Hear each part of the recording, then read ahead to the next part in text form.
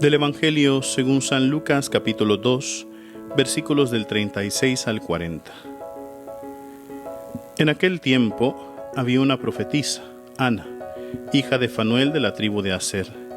Era una mujer muy anciana. De joven había vivido 7 años casada y tenía ya 84 años de edad. No se apartaba del templo ni de día ni de noche, sirviendo a Dios con ayunos y oraciones. Cuando José y María entraban en el templo para la presentación del niño, se acercó Ana, dando gracias a Dios y hablando del niño a todos los que aguardaban la liberación de Israel. Una vez que José y María cumplieron todo lo que prescribía la ley del Señor, se volvieron a Galilea, a su ciudad de Nazaret. El niño iba creciendo y fortaleciéndose, se llenaba de sabiduría y la gracia de Dios estaba con él. Palabra del Señor. Queridos hermanos, pasado la fiesta de la Navidad, durante los siguientes 8 días nosotros celebramos lo que se llama la octava de la Navidad. Nosotros tenemos 2 octavas a lo largo del año.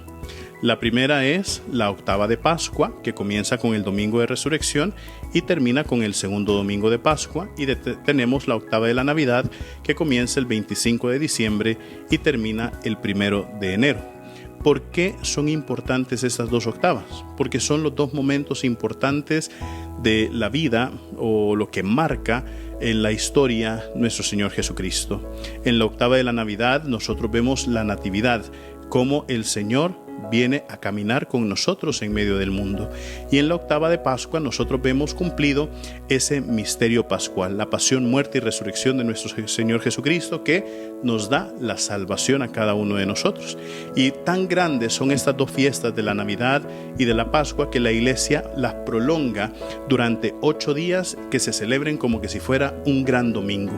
Sin embargo, la diferencia que existe entre la octava de Pascua y la octava de la Navidad es que en la Pascua se va solamente celebrando el lunes de Pascua, martes de Pascua, miércoles de Pascua, pero aquí en la octava de la Navidad hemos ido viendo cómo el Señor comparte también esa celebración de su natividad con San Esteban protomártir, con San Juan Evangelista, con los santos niños inocentes, y de ahí hemos ido viendo cómo en estos últimos 2 días, viernes y sábado, pues se nos han presentado 2 personajes en el templo de Israel, que es Simeón, a quien veíamos el día de ayer, que hacía un cántico hermoso, que decía: ahora, Señor, puedes dejar a tu siervo morir en paz, porque mis ojos han visto a tu Salvador.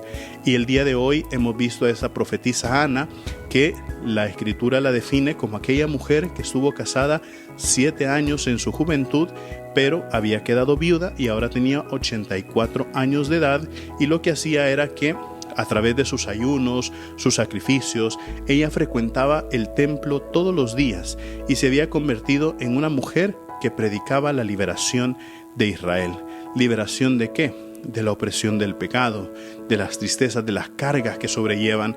Y es ahí donde nosotros vemos cómo en la profetisa Ana ya el Señor prefiguraba un poquito aquel episodio del Evangelio que decía: vengan a mí los que están cansados y agobiados, que yo les aliviaré. Miren que mi yugo es suave, que mi carga es ligera, ¿verdad? Entonces la carga que creaban los pecados, la carga que crea también la opresión, es lo que predicaba también esa profetisa Ana. Y cuando ve al niño Jesús, prueba también aquella inmensa alegría que había probado el viejo Simeón cuando vio a Jesús. ¿Por qué? Porque ve siempre cómo Dios va cumpliendo las promesas. Queridos hermanos, yo creo que esto es algo muy importante en nuestra vida. Ya lo hemos dicho muchísimas veces, lo hemos predicado también muchísimas veces. Día tras día nosotros podemos ir viendo cómo Dios cumple las promesas que nosotros le hacemos. Quiero ponerles un breve ejemplo. Una vez una persona venía a hablar conmigo y me decía: padre, yo me siento muy mal porque a un familiar mío pues le han diagnosticado una enfermedad bastante grave. Y decía: yo tengo miedo porque este familiar mío es muy fácil que caiga en depresión, muy fácil que se sienta triste, agobiado por lo que está sucediendo, y sobre todo si es una persona que sabemos que el único lugar donde él puede estar bien es en su hogar. Y si él termina hospitalizado, me decía esta persona, una de las cosas que a mí me da miedo es que en el hospital termine muriendo, no por la enfermedad, sino por el mismo hecho de la depresión o por el mismo hecho del arraigo que él tiene con su hogar, ¿verdad? Entonces lo único que yo le pido al Señor, decía esta persona, es que durante todo este proceso de la enfermedad no lo vayan a hospitalizar. Y el Señor le cumplió esa petición, ¿verdad? Durante todo el tiempo de la enfermedad, bendito sea Dios, no tuvieron que hospitalizar a esta persona, no sé, en ningún momento se puso grave. Y fue algo que después vino contando el testimonio. Decía, ahora veo cómo el Señor siempre ha sido bueno, porque esta petición, yo le dije al Señor, Señor, que se haga tu voluntad, pero esto es lo que yo te pido, que yo pueda acompañar a mi familiar durante su enfermedad, pero permite acompañarlo desde este modo de condición. Y si bien es cierto, la enfermedad le produjo momentos muy difíciles a esta familiar de esta persona, pero en el fondo dijo, yo le doy gracias a Dios porque a pesar de todo, no tuvo que estar en el hospital y yo pude estar a la par de mi familiar durante todo el proceso de su enfermedad. Es ahí donde nosotros vemos, queridos hermanos, tanto en Simeón como en Ana, como el Señor también, al ver al niño Jesús, le produce una gran alegría a ellos. ¿Por qué? Porque ven ahí siempre al Señor hecho presente en sus vidas. Y es ahí donde nosotros, viendo cómo el Señor se hace presente en nuestras vidas, deberíamos también siempre cobrar esa fuerza como lo hizo Simeón, como lo hizo Ana también. Recuerden, mis queridísimos hermanos, nosotros somos lo máximo para Cristo. Así sea.